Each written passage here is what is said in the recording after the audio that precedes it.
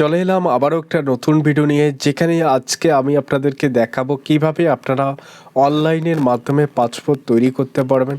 সেই পাসপোর্ট দিয়ে ইন্টারন্যাশনাল কিন্তু ভিজিট আপনারা করতে পারবেন। তো পাসপোর্ট তৈরি করার জন্য আপনারা অনেকেই দালাল ধরে থাকেন বা অনেক জায়গায় যান, সেখানে হয়রানির সম্মুখীন হন এবং অনেক টাকা কিন্তু আপনার ব্যয় হয়ে যায়। সেক্ষেত্রে আপনাকে নিজেকে কিভাবে সতর্ক রাখতে হবে এবং অনলাইনের মাধ্যমে কিন্তু আপনারা পাসপোর্টটি তৈরি করতে পারবেন। অনলাইনের মাধ্যমে পাসপোর্ট তৈরি করতে গেলে অনেকগুলি দিক কিন্তু অবশ্যই আপনাকে মাথায় ধ্যান রাখতে হবে। কোনো রকম ভুল আপনাকে কিন্তু করতে হবে না। ভুল করলে কিন্তু আপনি বিভিন্ন কাজে ফেঁসে যেতে পারেন। তো অবশ্যই মাথায় রাখবেন, ভালোভাবে একদম নির্ভুলভাবে আপনার যে পাসপোর্ট সেটা আপনি তৈরি করবেন অনলাইনের মাধ্যমে। তো অনলাইনের মাধ্যমে আপনার পাসপোর্ট তৈরি করার জন্য অবশ্যই আপনাকে এই অফিসিয়াল ওয়েবসাইটটি চলে আসতে হবে। এখানে কিন্তু বিভিন্ন ওয়েবসাইট, ফেক ওয়েবসাইট কিন্তু অনলাইনে আপনারা পেয়ে যাবেন। সেই ফেক ওয়েবসাইট থেকে নিজেকে রক্ষা করবেন, অন্যকেও রক্ষা করবেন। এরপর প্রথমে এই পাসপোর্ট তৈরি করতে হলে একটি রেজিস্ট্রেশন আপনাকে করতে হবে। সেই রেজিস্ট্রেশনটি প্রথমেই আপনাকে step by step fill up করতে হবে। এখানে কিছু আপনাকে ডিটেলস চাইবে, সেই ডিটেলসগুলো আপনার রেজিস্ট্রেশন করার সময় আপনাকে ফিল আপ করতে হবে। তারপর আপনি পাসপোর্টের জন্য যে আবেদন করেছেন সেই পাসপোর্টের আবেদনটি কতটা সাকসেসফুল হলো সেটাও কিন্তু আপনারা দেখতে পারবেন এই অফিসিয়াল ওয়েবসাইটে। এখানে দেখতে পারবেন ট্র্যাক অ্যাপ্লিকেশন অপশানে গিয়ে কিন্তু আপনার স্ট্যাটাসটা চেক করতে পারবেন।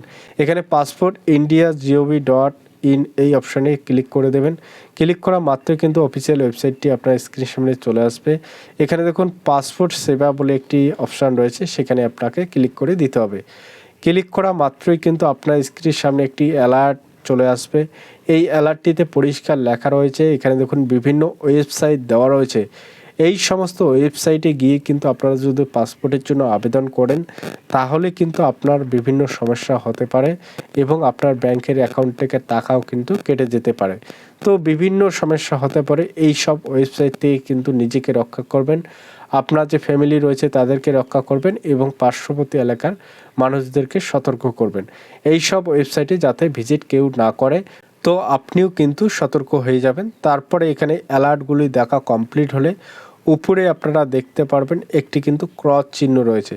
সেই ক্রস চিহ্নতে আপনাকে ক্লিক করে আপনার এই পেজটিকে আপনি স্কিপ করে দেবেন।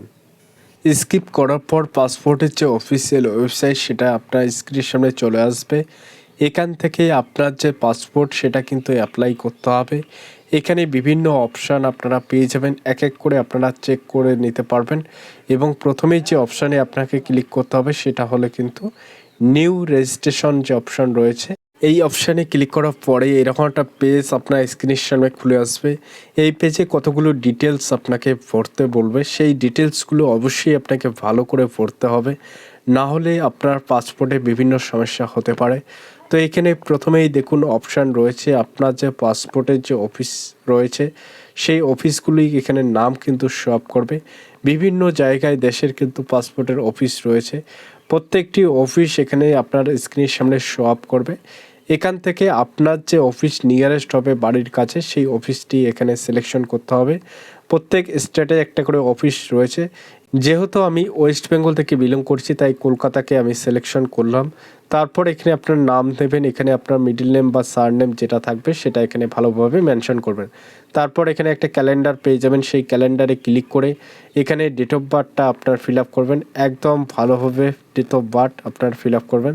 তারপর আপনার যে ইমেল আইডি রয়েছে সেই ইমেল আইডিটি আপনাকে এখানে ফিল আপ করতে হবে, একদম নির্ভুলভাবে ইমেল আইডিটি ফিল আপ করবেন, কোনো রকম ভুল কিন্তু এখানে করবেন না।